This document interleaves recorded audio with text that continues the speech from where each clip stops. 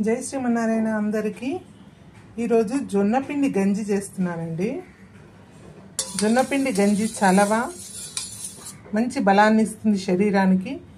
ముందు అన్నంలోంచి తీసినటువంటి గంజిని ఒక గిన్నెలో వేసుకుంటున్నాను. దీంట్లో కొంచెం జొన్నపిండి వేసి కలుపుకోవాలి. అన్నంలోంచి తీసింది ఆ గంజి, అన్నం వార్చగా వచ్చినటువంటి గంజి అది. ఈ జొన్న పిండిని దీంట్లో వేస్తున్నాను.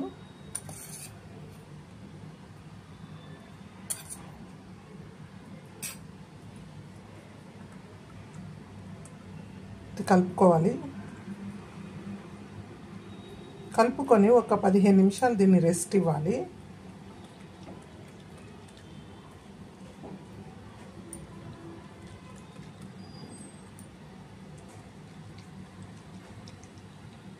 కొద్దిసేపు జొన్నపిండి కొంచెం గంజిలో నానాలి. కొద్దిసేపు రెస్ట్ ఇచ్చేయాలి దీనికి. ఇది ఒక్క 10 నిమిషాలు దీనికి రెస్ట్ ఇచ్చేస్తాను. తర్వాత ప్రాసెస్లోకి వెళ్దాం.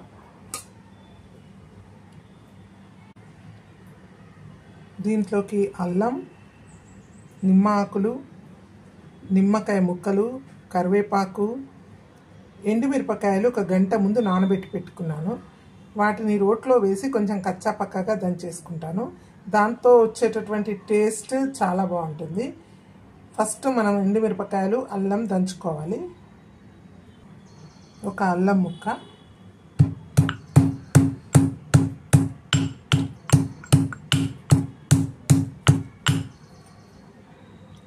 ఎండుమిరపకాయలు,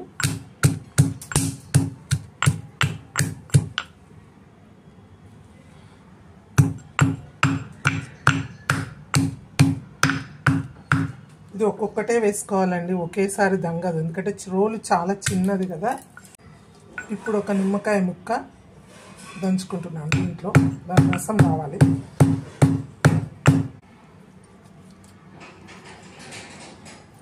మూడు నిమ్మ ఆకులు,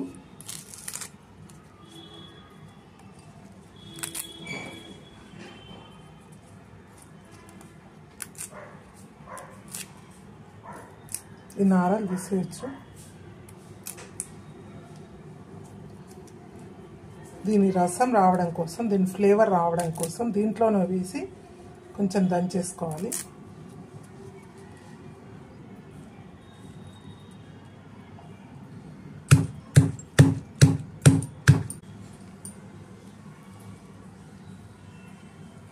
సన్నగా తరుక్కున్నటువంటి కరివేపాకు ముక్కలు కొంచెమే వేస్తున్నాను. సన్నగా తరిగాను, జస్ట్ దాంట్లో ఫ్లేవర్ అంతే. అయిపోయిందండి. ఫస్ట్ స్టెప్ అయిపోయింది. ఇప్పుడు సెకండ్ స్టెప్లోకి వెళ్దాం. గిన్నెలోకి కొంచెం గంజి తీసుకుందాం.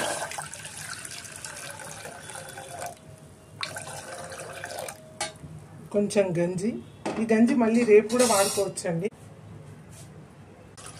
కొన్ని నీళ్ళు, మనకు సరిపడా నీళ్ళు. ఒకవేళ జావ కానీ చిక్కగా అయిందనుకోండి, ఇంకొంచెం నీళ్ళు కూడా వేసుకోవచ్చు. చిక్కగా అయినప్పుడు నీళ్ళు పోయకపోయినా పెరుగు కూడా వేసుకోవచ్చు.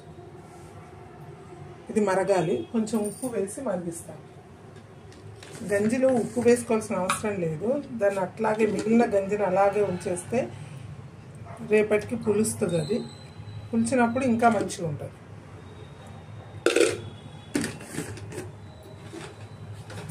గంజి పులిసినప్పుడు B12 వస్తుందండి బాగా. గంజిలో B12 ఉంటుంది. కొన్ని బీన్స్ ముక్కలు వేస్తున్నాను. జస్ట్ దాంట్లోనే డ్రైగానే వేపుతున్నాను. కొన్ని బీన్స్ ముక్కలు, కొంత క్యాబేజీ వేపేస్తాను.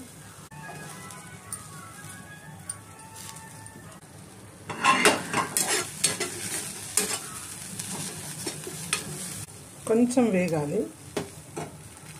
మాడితే మాత్రం కొన్ని నీళ్ళు పోసుకోవాలి, లేదంటే అవసరం లేదు. గంజి మరుగుతుంది. మరుగుతున్నటువంటి గంజిలో జొన్నపిండి, నానబెట్టుకున్నటువంటి జొన్నపిండి వేస్తాను. జొన్నపిండి వేసి కలుపుకుందాం.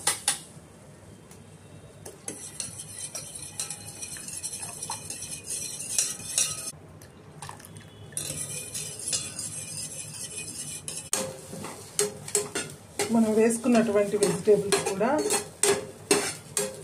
డ్రైగా రోస్ట్ అయ్యాయి.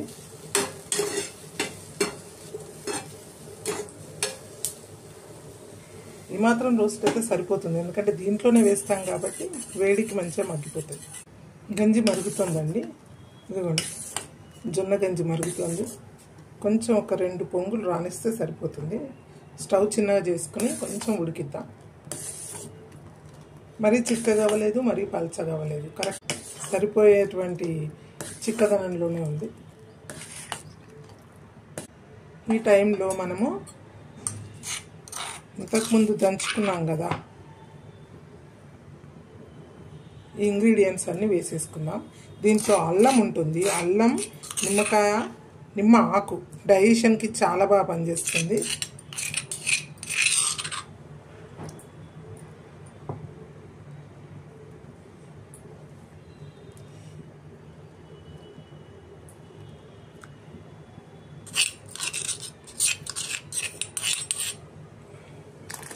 దీని ఫ్లేవర్స్ అన్నీ దీంట్లోకి రావాలి. అలాగే డ్రై రోస్ట్ చేసుకున్నాం కదా వెజిటేబుల్స్ని కూడా వేస్తున్నాను.